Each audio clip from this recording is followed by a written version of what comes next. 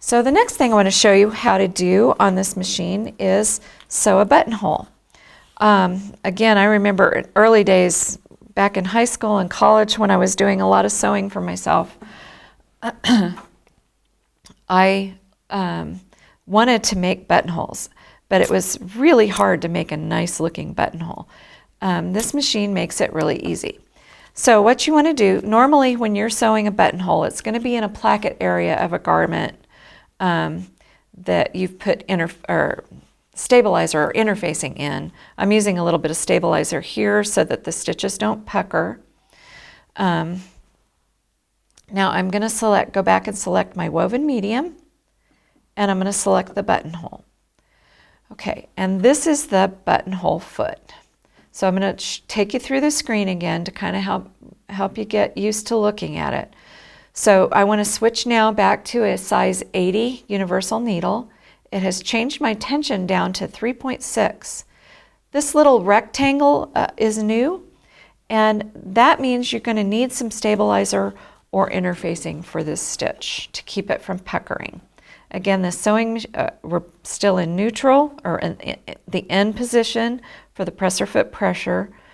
We're in sewing mode, and I selected fabric B, woven medium, and the buttonhole down here.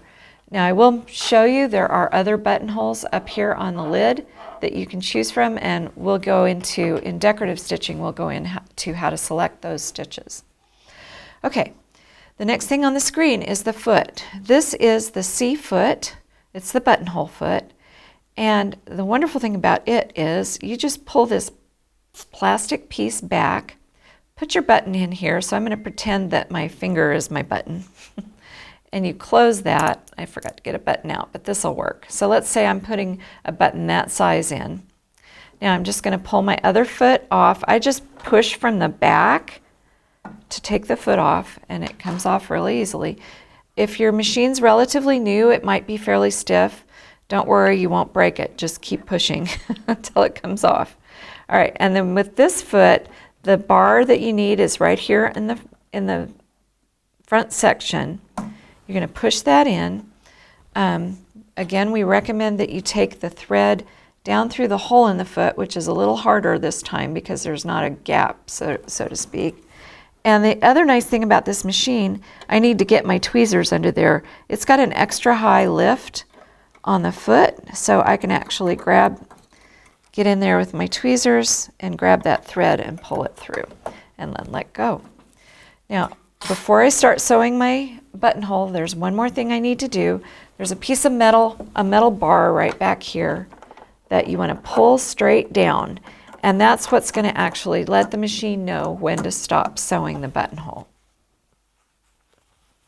Okay, now I'm going to line this up. The other thing about sewing buttonholes with this machine is that it's going to start at the front of the buttonhole and sew backwards. So you need to make sure you've lined it up so that when it starts to go backwards, it's going to stitch in the area where you want it. Usually we will mark our buttonholes. Sometimes they'll go this way, sometimes they'll go this way. I'm going to go this direction. So I'm going to put my foot down. And for this, I strongly recommend that you use the start-stop button instead of the foot control, because the machine knows when to stop, and I don't always know that. So I'm going to go ahead and press start-stop, and then my job is just to keep my fabric straight. And I really don't even have to do much of that. I just keep it here in case my finger's here, in case things start to slant. But usually it will go much straighter if I just leave it alone.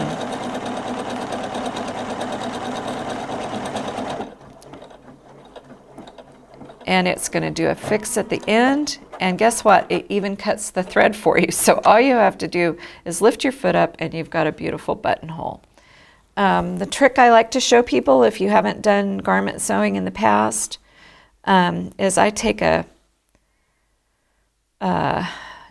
pin or a needle would work, and insert that right before the last bar tack, and I'm going to take my seam ripper out, insert it into the blank area in the middle of the buttonhole there, just poke it in, Might have to try not to poke myself. There we go. And then just push it straight back. And by having that pin in there, it prevents me from cutting too far and going into the bar tack. And there we go. I've got my buttonhole all ready to go.